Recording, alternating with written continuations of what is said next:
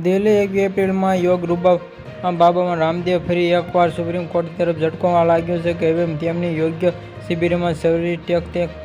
દાયરામાં આવી રહ્યું છે અને સ્વામી રામદેવ યોગી શિબિરોનું આયોજન કરતી સંસ્થામાં પતંજલિ યોગ ટ્રસ્ટમાં હવે સર્વિસ ટેક્સમાં ચૂકવવો પડશે અને જસ્ટિસ અભય અને ઓક જસ્ટિસમાં ઉજ્જવલ ભુવાની સુપ્રીમ કોર્ટની બેન્ચે સંબંધિત સર્વિસ ટેક્સમાં એપલ ટ્યુબોટ અને નિર્મમ અને યથાવતમાં નિર્ણયમાં સર્વિસ ટેક્સમાં એપેલેટ અને પતંજલિ યોગપંથીમાં રિણાન અને બિન રહેણાંકમાં આ યોજનામાં સર્વિસ ટેક્સ ચૂકવવામાં ફરજિયાત કરવામાં આવ્યું છે કે ટ્રસ્ટની દલીલ કોર્ટે નકારી. પતંજલિ યોગ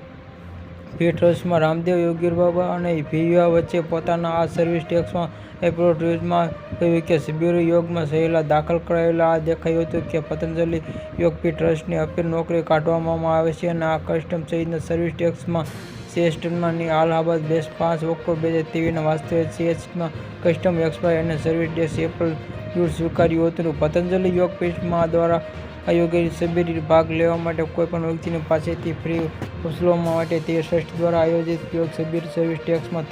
દાયરામાં આવેલી જો ટ્યુબીટમાં આ એક વસ્તુ છે કે બિન રહેણાંકમાં અને સહભાગી દાનમાં અને સ્વ નાણાકીય એક માત્રામાં તેમાં ઉપરાંતમાં પતંજલિ 4.5 કરોડ રૂપિયામાં સર્વિસ ટેક્સ ચૂકવવો પડશે અને નહીંતર કસ્ટમ અને સેન્ટ્રલ એક્સપાયરી અને મેરિટમાં સેન્સ. પતંજલિ યોગ તેના ઓક્ટોબર 2014માં 2011 વચ્ચે આયોજિત શિબિરો માટે દંડ અને સહિત લગભગ 4.5 કરોડ ચૂકવવો પડશે. દલીલ કહીને આ રોગની સારવાર માટે આ હેલ્થમાં પેટીમેન્ટ સર્વિસમાં હેઠળ કરાતી રોગચાળો સારવાર પૂરી પાડશે કે તે આ સરકારમાં પુરાવા દ્વારા સમર્થ નથી.